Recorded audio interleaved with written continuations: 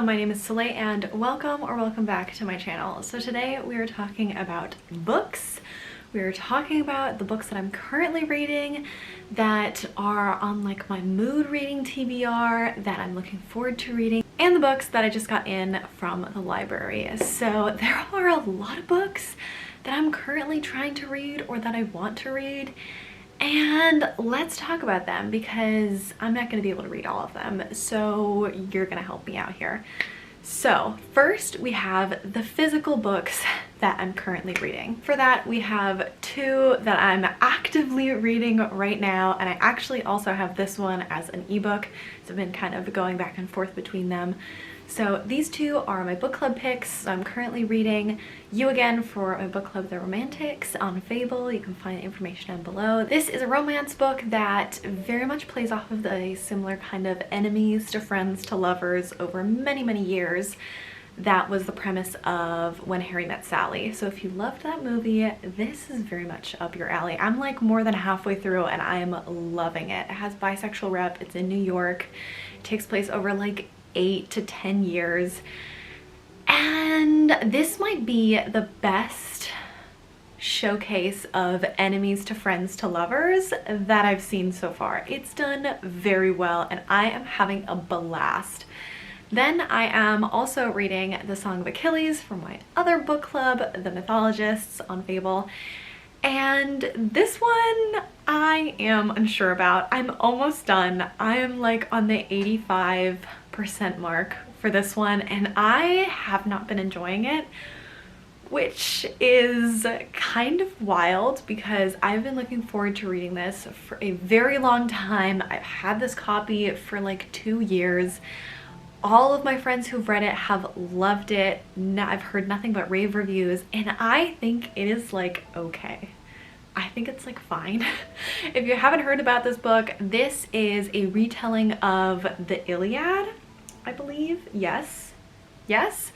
And it's from the perspective of Patroclus, who is very close to Achilles, hence the Song of Achilles. So this book starts off when they're kids, which now that I'm at the 85% mark, I understand why. There's like important context that happens when they're young you need to know for later in the book.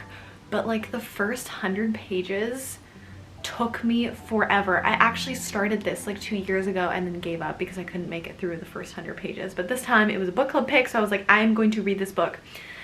And I'm not liking it. And I'm scared. And I have to finish it because obviously I want to discuss it with my book club, but also because I'm like, is it the last like 50 pages that makes this like a fan favorite? I don't know. And I enjoy myth retellings and I enjoy Greek mythology. This one is just so boring. Again, I haven't finished it, so you know, more discussion on that later. The other two books that I'm reading physically is I have been trying to make my way through Threads That Bind for a while, and it's good, it's interesting. I say that and I'm on page 80. Well, I think I got a little bit further in the audiobook. So the premise of this book is fascinating to me. I'm intrigued by the storyline. It just hasn't grabbed me yet. And I'm not fully ready to give up on it just yet until I am sure if I don't like it or if it just takes a longer time to get settled. So this is basically going off of the premise that there are the three fates, also from Greek mythology. The three fates and their descendants are kind of like demigods in a way. Their descendants have these powers, and anyone from that bloodline, there's always three siblings. One who can create like threads between people, that's basically like types of connection, another who can cut threads, and another who can manipulate them, I think. And everyone basically has like their life thread, their fate thread, and then like other threads to important significant things in their lives, and the other things can be cut and you just won't have that same like yearning for them. Like I have a thread for croissants that will never be diminished. It's the love of my life. It's fine. Anyways, unsure about this one. I'm also currently reading kind of new adult. So in this one, I made it to page 123. Honestly, props to me because that was a struggle. I went to the book signing event for this. The author, Timothy Janofsky, is really nice and really funny, and a lot of the premise of this book sounded totally up my alley. This is, if you've seen 13 Going on 30, this is very heavily inspired by that. So it starts off with a man in his early 20s who is struggling with romance, with life, with career, with family, just all of the things. Things aren't going his way. And he keeps thinking that if only he were a successful comedian, everything else would work out in his favor. So he wakes up one day, all of a sudden, bam, he's 30, he's successful in his career, but maybe everything else has gone to the wayside. So this is a story about him like trying to, you know, figure all the other things out. And for very good reason, he is an unlikable character from the beginning.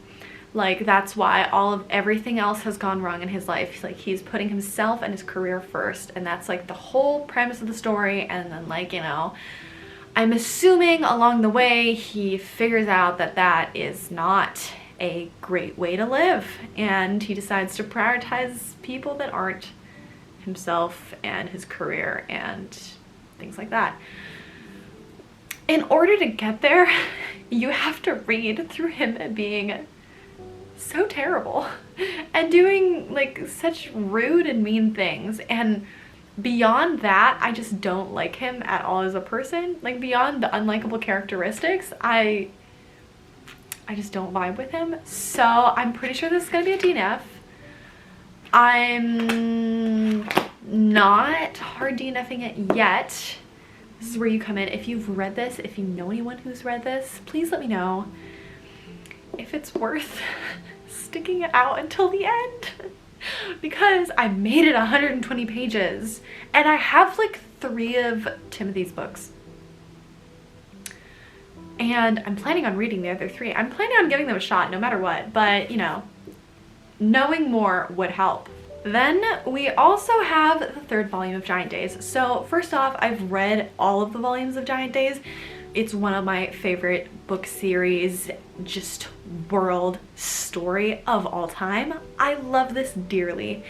And I read it not last Christmas, the Christmas before. What year was that? 2021? Or was it 2020? Did I read it in 2020? I think I read them all in 2020.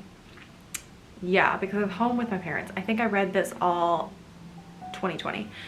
Anyways, so as you might imagine, in lockdown, I needed something to cling to, and this was perfect. I love this series so much. It's so comforting. It's so funny and wonderful and heartfelt and just so good. Like, so good. I think I can never remember how many volumes there are. I have them all in my shelf over there, and I'm not gonna check because I just don't feel like getting up. But there's somewhere between 10 and 13 volumes, I think. I'm pretty sure. And I wanted to reread them because this meant a lot to me when I was reading them. I have a horrible memory, so basically now that I'm rereading them, it's like reading them for the first time because I can't remember anything. So rereading them has been such a joy, and I'm vlogging it, and I started rereading them in July. It's now almost November, so I want to keep reading them. So volume 3 is the next one. Okay, there's one more book. I promise there's one more book that I'm currently reading. See, this is the issue. I cannot do TBRs. I will continue to do seasonal TBRs because those are the books that I'm excited about, that I want to read.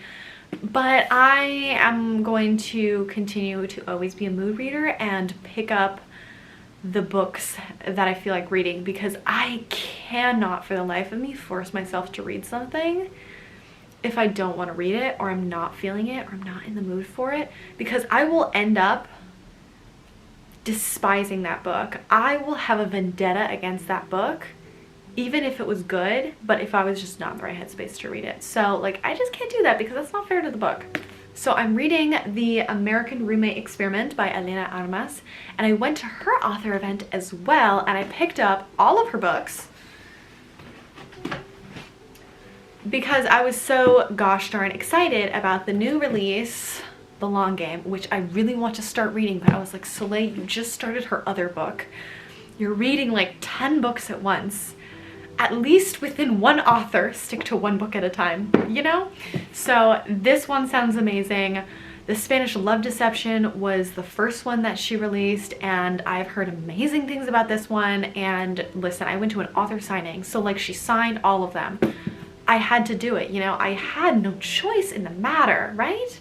So back to this one. So this is about a woman who quit her career, I think in engineering in New York, and she quit it in order to be a writer, but she's had major writer's block for the past few months. She's about to miss another deadline, and then all of a sudden the ceiling in her apartment collapses, and she's like, okay, while they fix this, I'm gonna go stay at my best friend's place while she's on her honeymoon. So she goes there. She doesn't tell her friend because her friend is literally on her honeymoon and has other things to worry about, like being on a honeymoon. So she's staying there, and then all of a sudden this man tries breaking in, and she's like, what is going on? This is terrifying. And then she finds out that it's actually her best friend's cousin who had a similar idea of staying in her best friend's like apartment while the best friend's on honeymoon, and she's unreachable, she's on a honeymoon. So the two of them decide to both kind of stay there in this like tiny New York apartment. Whatever could happen, I don't know. So they kind of decide to make this pact of going out on like these romantic little adventures and dates to try to inspire her with her romance writing. And they're like, this is so platonic, even though we all know where it's going. Okay. So those aren't all the books I'm reading. Oh my god, we have to go to the Kindle section next. Oh my goodness. We have a problem, okay? But also, like, the month before this, I only read like 3 books and I wasn't touching anything else. And now I'm reading like however many all of these are. So, you know, there's 2 ways to float, and it's not about productivity here. It is about pure enjoyment of literature. That's what we're going with. Okay, now on to the Kindle books. So I have one that I'm actually actively reading, and then I have multiple that came in on my library loan hold at the same time. And we all know this. We all know this happens when you're waiting on books, and then all of a sudden they're all given to you at the same time, which is a beautiful, joyous occasion, akin to a winter holiday such as Christmas. But then you're obviously already reading other things because you didn't expect it. You didn't know when they were going to show up, and you only have 21 days to read them. So you're like, I might as well read all of them. All right, so first we have Lessons in Chemistry by Bonnie Garmas, and I actually have this in a physical edition as well, but I don't know if you can tell, I have a lot of books that I'm reading all at once, and having this in my bag in order to just pick a mood read book that I feel like is a lot less, I don't know if arduous is the right word, it's a lot less heavy for my bag and my back that has had to carry books for years of school. So Lessons in Chemistry. The Apple TV show just came out. I've been looking forward to watching it for a very long time, and I've been looking forward to reading it. And my library loan was delayed, so it only just came in. So now I'm trying to read it very quickly. First of all, so I can read it before the library loan ends, but second of all, so I can watch the series, which I'm so excited about. Okay. Now, let's talk about the books that I want to read. Because I'm clearly not reading enough as it is. It's okay, I'm like close to finishing 2 of them, right? So like, it's fine. Okay, so the other books that I want to start soon. So I just got four other books in on my ebook loans. So I got the Happily Ever After playlist, which I also have right here. There's just books everywhere. I have the Happily Ever After playlist by Abby Jimenez, and I have read Abby's 2 recent books, and then I went back to read all of her backlist titles, and the last one was, don't remember at all, The Friend Zone. So I read The Friend Zone, did not love The Friend Zone because I didn't like the love interest, and then there was a thing that happened towards the end that I'm very upset about. Anyways, I love her writing style, and just because I didn't love the main love interest and a decision she made towards the end does not mean I'm not going to stop reading all of her books. So I'm reading the next one, which is about the best friend in the first one and what happens after something really major happens in her life and how that changes her view on life and romance. We're gonna keep it at that to avoid any spoilers.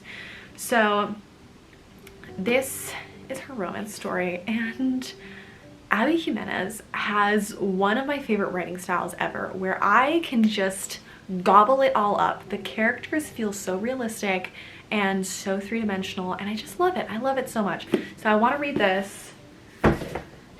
Quickly switching back to paper, Cleat Cute by Meryl Wilsner. So I started reading Meryl Wilsner's other book, Mistakes Were Made, and I never finished it. We have a track record. So this is about the U.S. women's national football / soccer, if you're American, team, and 2 women who play on the team. I think, are they on the same team? No. Are they on different teams? Unclear. Anyways, so they're preparing for the World Cup, and there's a sapphic romance, and I'm buddy reading this with my friend Jess. I need to check in if they started because I haven't started. Wait, have I started? Update, I have started. I'm like 5 pages into this. So technically reading that as well. Now back to the ebooks. So we also have Two Wrongs Make a Right by Chloe Leese. No idea what this book is about. I'm not going to check because we don't need to be inspired to start something else. So this is a romance novel. It looks super cute. I think her recent book just came out. Everyone's reading that one and talking about this one. This is the first in that series, and I think there's 3 books in this romance series that all take place in the same area, as far as I know. Then we have The Unfortunate Side Effects of Heartbreak and Magic by Brianne Randall. So what was this again? Oh, I can't check. If I put this off of airplane mode, then I'm gonna lose all of my current library loans that are overdue. So we're not gonna do that. Instead, we're going to look it up like adults. Okay, so this is Practical Magic meets Gilmore Girls, which is what got me hooked in the first place. It starts off, and it's basically about Sadie, who believes that a future curse of having 4 heartbreaks is worth the price of magic to retain her own magic. So then there's tragedy, love, loss, and when she faces the last of her heartbreaks, she needs to decide if love is in fact more important than magic. So it's got like witchy vibes, it's got small town romance vibes, curses. It sounds so cute, and I want to start it right now. But I can't because I'm reading too many things. We have a pattern. Okay, and then the last one is The Office of Historical Corrections, which I hadn't heard about until I watched Newly Nova's video ranking 5-star reads, which I really want to do because there are some books I rated 5 stars that I do not agree with because I was like, literature, you know? Is Fahrenheit 451 a 5-star read? Probably, but we'll find out in another video. Anyways, so Newly Nova, love her book recommendations. I feel like we have very similar tastes. She was talking about the Office of Historical Corrections. So these are actually short stories, which I've been meaning to read more short stories, and they all go around similar subject matter of race, grief, apology, and American history, and with insights into complex relationships. And all of them are, you know, different individual short stories, but they all have the same themes. And it sounds so good, and I want to give it a shot. So that also came in on my library ebook loan. So there's more books that I want to start reading, but we're not gonna think about those, because clearly, based off of the multiple books scattered around me right now, I'm reading enough books right now, and I don't have to think about picking up more. If you disagree, please let me know. Anyways, so that was my little rant about everything that I'm currently reading. I'm also planning on doing a what's on my Kindle video, which you can look forward to, and talking about all the books I have on here, because I notoriously load up a lot of library loans all at once, because this is so easy to just pop into. Oh my god, look, Lessons in Chemistry is the ad, how fun.